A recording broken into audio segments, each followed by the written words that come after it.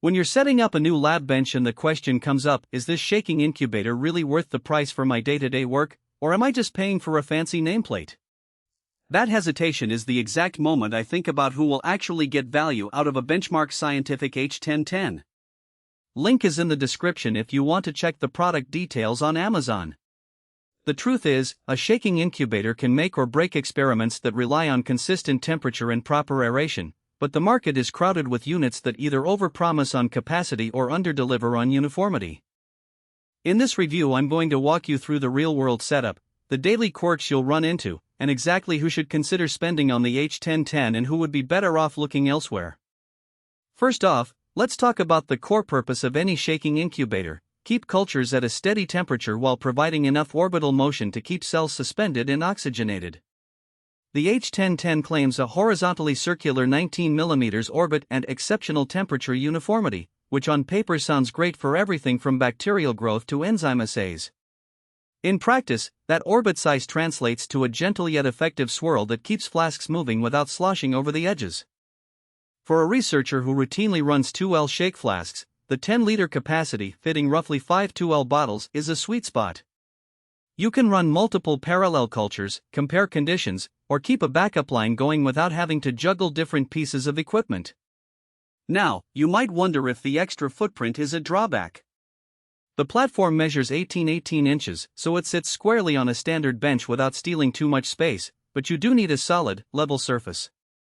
If your lab has a cluttered countertop, you'll need to clear a dedicated area, which is a small price to pay for the convenience of having a single system that handles both temperature control and shaking.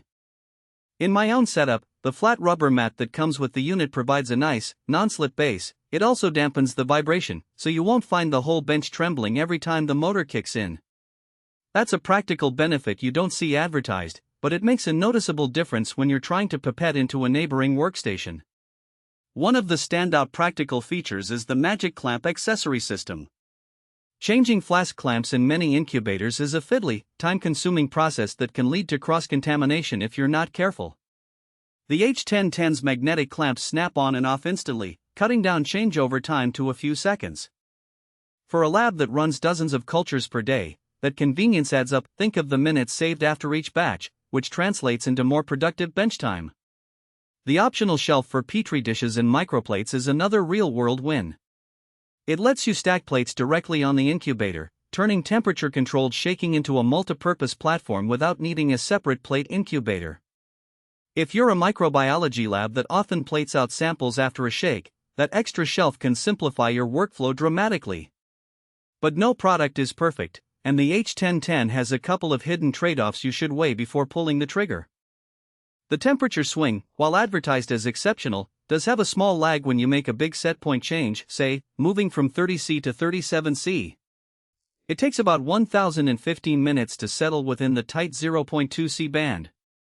That isn't a deal-breaker for most steady-state experiments, but if you need rapid temperature ramps for a kinetic study, you'll need to plan ahead or look at a unit with a faster response curve. Another practical weakness is the lack of a built-in humidity control system. For cultures that are sensitive to evaporation, you'll have to add a separate humidifier or use sealed flasks. The H1010's design assumes you'll be using standard vented or cap-sealed bottles. It doesn't provide a way to directly inject humidified air, which some higher-end models do. If you're running very long incubations where water loss becomes a problem, keep that in mind. Who should buy this? The sweet spot is a medium-sized research lab, a teaching lab, or a biotech startup that needs reliable temperature uniformity across multiple 2L flasks without breaking the bank on a full-scale bioreactor system. If you're already comfortable with smaller 500 ml orbital shakers and find yourself constantly swapping units to accommodate larger volumes, the H1010 gives you that next step in capacity while still being easy to maintain. It's also a good match for anyone who values the convenience of quick clamp changes and the ability to add a shelf for plates. Those are the little things that keep a workflow smooth day after day.